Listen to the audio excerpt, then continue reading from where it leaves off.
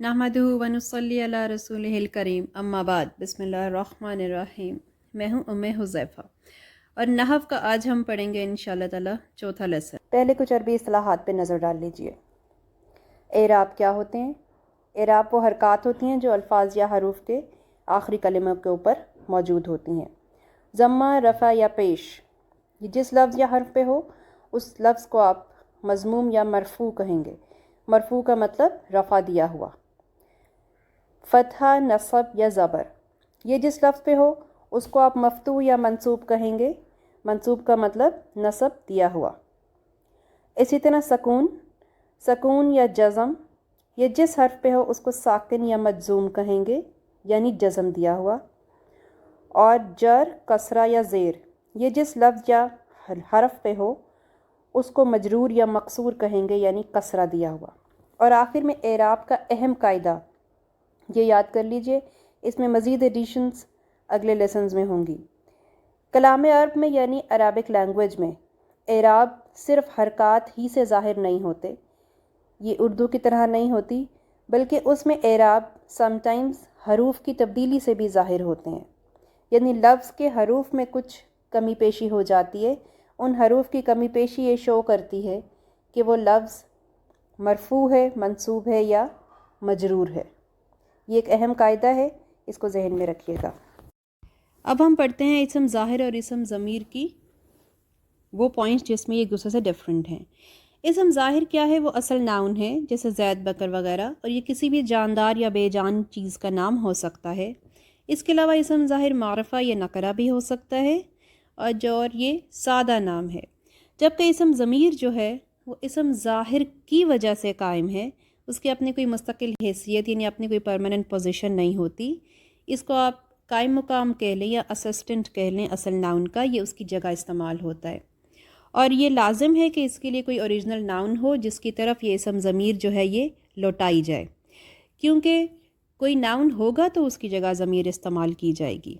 तो इसम ज़मीर जो होती है वो सिर्फ मारफा होती है, और ज़मीर की एक गर्दान में 14 सीगे होते हैं, यानी फ़र्स्ट पर्सन मुतकल्लिम, सेकंड पर्सन यानी मुखातब, और थर्ड पर्सन यानी गायब के लिए इस्तेमाल होते हैं। तो ये इसके वो अहम पॉइंट्स थे जो इसम ज़ाहिर और इसम ज़मीर के लिए आपने देखे। अब एक मिसाल से समझें। ये मिसाल देखिए जिसमें हमने इसम ज़ाहिर भी शो किया है और इसम ज़मीर भी।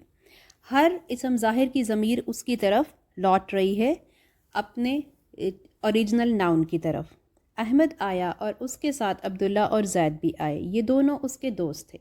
इसमें उसकी ज़मीर लाल रंग से शो हो रही है और वो अहमद की तरफ लौट रही है, और अब्दुल्ला और ज़ैद के लिए ये दोनों का लफ्ज़ आया है। अहमद ने उन्हें अपने अम्मी और अब्बू से मिलवाया, वो दोनों उन दोनों से मिलकर बहुत खुश हुए। तो यहाँ उन्हें का लफ्ज़ अब्दुल्ला और ज़ैद के लिए आया है, और अम्मी और अब्बू के लिए वो दोनों, और उन दोनों का लफ्ज़ अब्दुल्ला और ज़ैद के लिए।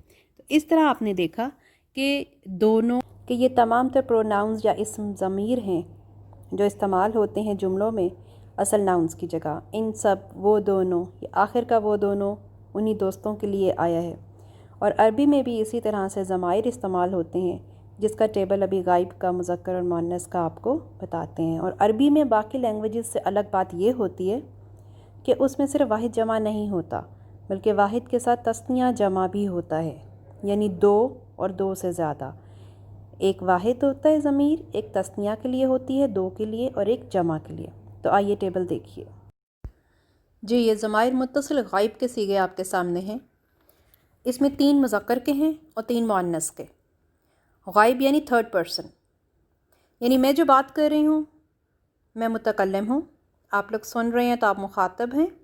लेकिन अगर किसी तीसरे की बात होगी तो वो होगा, उसका, वो।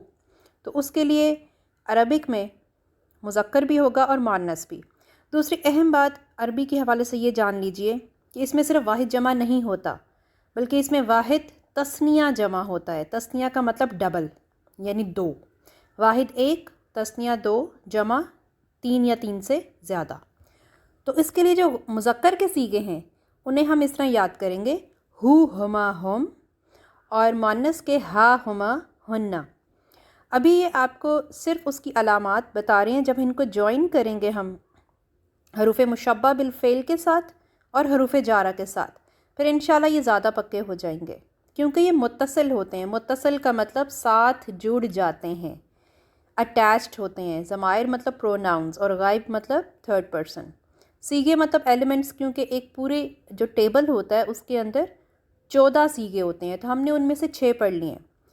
تو ہم یہ 6 دیکھتے ہیں، بلکہ 6 میں سے 3 دیکھتے ہیں کہ یہ جو آپ کے مذکر کے سیگے ہیں یہ حروف مشبہ بالفعل کے ساتھ کس طرح جڑتے ہیں. سمپلی آپ نے ایک حروف مشبہ بالفعل کا ایک جزو لینا ہے، ساتھ آپ نے یہاں سے مذکر کا ایک سیگا لینا ہے. جیسے انا لے لیا، انا کے ساتھ ہو کو جوڑ دیا، انا ہو. انا کا مطلب بے شک ہوتا ہے، انڈیڈ، اور ہو کا مطلب وہ، یعنی وہ ایک مذکر. انا ہما وہ 2 مذکر، انا ہم وہ سب مذکر. ٹھیک ہے، یہ اسی طرح سے آپ باقی 6 کے 6 سیگے لے لیجئے اور جوڑتے جائیے. لاکنہ لیکن وہ، لاکنہما لیکن وہ دونوں، لاکنہم لیکن وہ سب. آپ کو 2 ایگزامپلس میں بتا دیتی ہوں، جیسے انا کی اور اس کے ساتھ کسی اور ایک اور جزو کی. تو باقی تمام 6 سیگوں کے ساتھ آپ مذکر کے سیگے جوڑ لیجئے اور ان کا مطلب لکھنے کی کوشش کیجئے. آپ نے سمپلی حروف ناصبہ یا حروف مشبہ بالفعل کا مطلب لکھنا ہے، ساتھ آپ نے یہاں سے مذکر کا ایک سیگا جوڑ دینا ہے اور ان کو جوڑ کے ان کا مطلب لکھ دینا ہے. تو اس کی ایگزامپلس دیکھیے. جی، انا کو ہو کے ساتھ جوڑا، بن گیا انہو، مطلب ہوا بے شک وہ، اور مذکر لکھ لیں گے بریکٹ میں. اسی طرح انا ہما جوڑ لیجئے، نون کو چھوٹا کریں اور ہما کے ساتھ جوڑ لیں، جیسے اردو کا جوڑ توڑ ہوتا ہے. پھر انہم، تو ان سب کا مطلب آپ بے شک کے ساتھ وہ، بے شک وہ دونوں، بے شک وہ سب، اس طرح کر لیں. کأنہ کا مطلب گویا کہ یاد کیا تھا. کأنہ کے ساتھ کأنہو، کأنہما، کأنہم، اس طرح کر لیجئے. تو یہ مذکر کے ساتھ 6 حروف مشبہ بالفعل کو جوڑ لیں. لیتا کے ساتھ کیسے جڑے گا؟ لیتا کا تا آپ کا چھوٹا ہو جائے گا، اور لیتا ہو، لیتا ہما اور لیتا ہم، مذکر کے ساتھ آپ ان کو جوڑ لیں. تو جیسے جیسے آپ یہ جوڑیں گے آپ کو جوڑنا بھی آئے گا، پریکٹس ہوگی، اور میننگ لکھیے ساتھ. اس کا فائدہ یہ ہوگا کہ آپ کو ان الفاظ کو کیسے جوڑا جاتا ہے یہ سمجھ آئے گا، اور قرآن میں یہ بے تحاشا استعمال ہوئے ہیں. ان کا میننگ بھی لکھیے اور حروف مشبہ بالفعل کے ساتھ یہ 3 مذکر کے جوڑ دیجئے. اور آڈیو بنائیے صرف ضمائر متصلہ کی، اس میں غائب کے سیگوں کی، مذکر اور مؤنث، ہو ہما ہم، ہا ہما ہنہ. یہی ہے آپ کا سبق. شکریہ. السلام علیکم ورحمۃ اللہ وبرکاتہ.